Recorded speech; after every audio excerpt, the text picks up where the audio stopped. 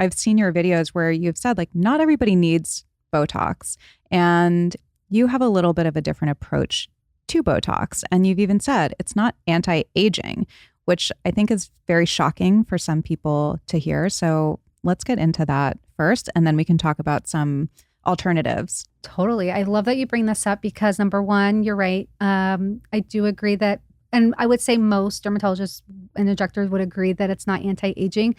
Anti-aging in the sense that it's not actually reversing the lines. It's not going in like microneedling or lasers or your retinoid or peptides actually going in and reversing those lines. What it is, it's preventative. So it's basically what neuromodulator, and we're going to call it Botox, but it's like Botox, Xeomin, all the things.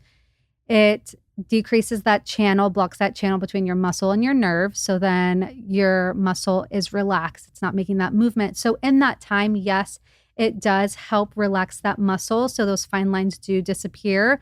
But what it also does, it helps decrease that movement. You already know this, I know, but decreases that movement. So you're not getting those dynamic lines where you see those lines when you're moving turn into static lines where you see those lines when you're not moving. And that is usually the time when I tell people if you're interested in getting Botox done, it's whenever you see those static lines. So those lines when you're not moving.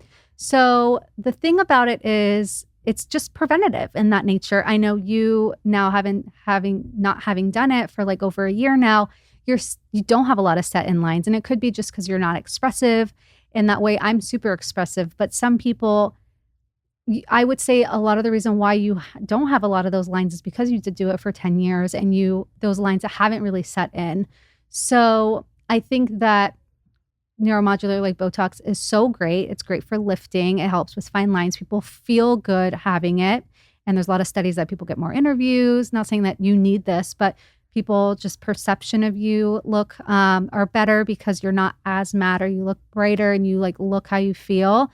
But I think it's not for everyone because number one, people like you, like, I don't want you to feel like you are just like doomed and like you felt right after not being able to get it. Like, oh my God, I can't get my Botox. I am like going to like age so rapidly because I think it's great. I think it's wonderful, but it's not like the only thing, right? I think the way it works is really interesting.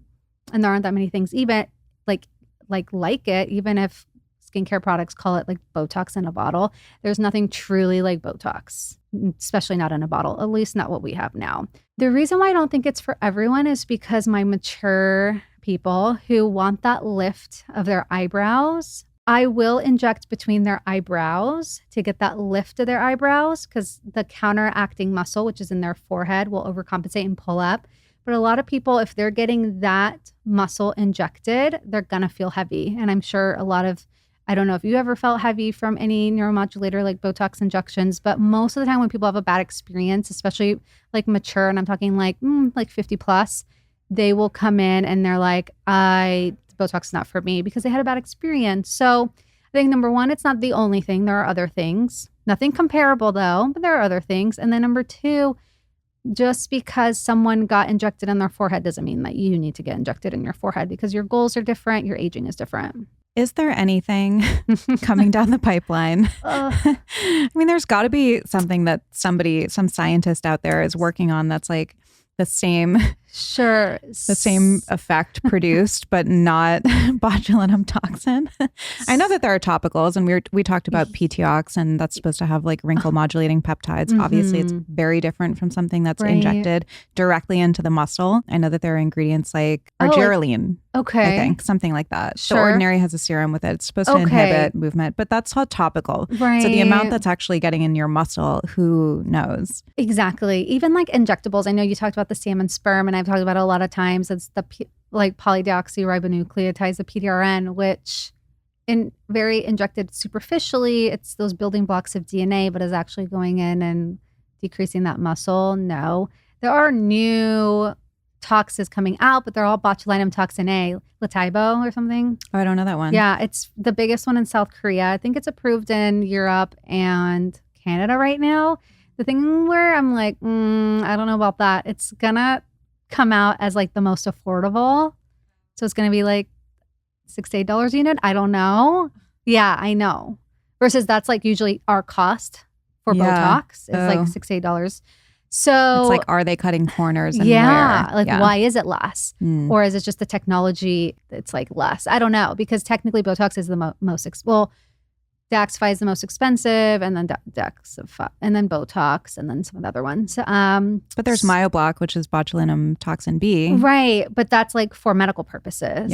Yeah. But I know that wonder some people how you who would have, do with that. I know somebody in New York who does it. Oh. I obviously have not tried it. I'm like so trepidatious. I mean, it's just the last thing I'm going to do right now. But I know that it's only cleared for medical purposes, but I do know that people who have developed Botox resistance have used it and it has worked. So it seems to, the antibodies react differently, maybe to that different protein. I don't know. Yeah, exactly. And I think even before like going into MyoBlock, trying a different neuromodulator, so changing from Botox to something like Xeomin or Daxify, who they don't have those accessory proteins, they're different. So your body isn't able to attack it and decrease the immunity. Is like a better first step. So what are some other things you mentioned? PDRN. Mm-hmm. So are you supportive of that? You like that? Not as an injectable. Okay. Because it's just, we don't know what we don't know. Another controversial topic is I'm like not pro exosomes. You know, it's not FDA approved. I still haven't found a really good product that I trust. So right now I'm like, let's use patients like stem cell and growth factors and things like that before we go into like a lab derived exosome. My opinion on that will change in the future. I just think it's so young right now that I don't trust any companies where I think it's like reproducible. I think that it's not FDA like approved. So it's in my head, it's like crypto right now, where it's like people are down with it, but it's not backed by government. It could be really amazing or it could be terrible. And that's exosomes or PDRN or both? Both, honestly. No, PDRN as a skincare, it's fine, but like mostly exosomes. Yeah. Okay. Even for things like microneedling and then putting exosomes. Yeah. Because what's the reaction? What are the preservatives in there? Like, is that supposed to go really deep? I know some people do it, and there are some derms that lecture on it. I just lectured at one of our derm conferences on liposuction, and there was a whole lecture on exosomes. And sometimes there's like a debate too, because one derm is like all for it and then the other one isn't. And then you are like, what if there's this like X factor? Because some people are like exosomes for hair regrowth, and I don't do that. I do PRP.